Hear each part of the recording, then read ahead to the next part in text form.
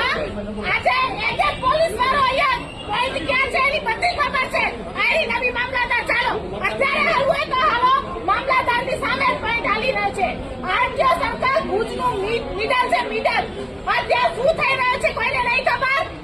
ગણેશનગર ચોકડી ડિલક્સ ગલ્લાઓ પછી અમને એમ કહેવામાં આવે છે કે બેન તમને શું તકલીફ છે બેસી જાઓ. બેસવાના નથી ભાઈ. અમારા છે ને પરિવારો કયા છે પરિવારો વેદના કોણ કે જેને ભોગવ્યો હોય એને.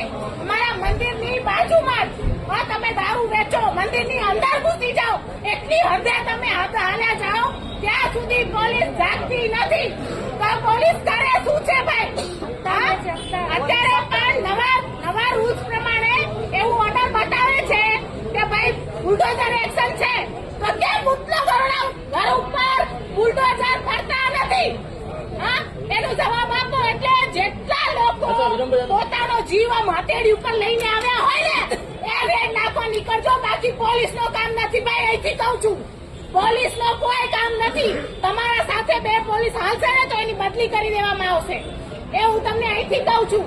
એટલે જો તમારામાં જીગર હોય ગુજરાતને ગાંધીના ગુજરાતને નશા મુક્ત કરવાનું જેમ જિજ્ઞેશભાઈએ કીધું છે એનું લોહી એમ ઉકળે છે ને કારણ કે સાચા છે.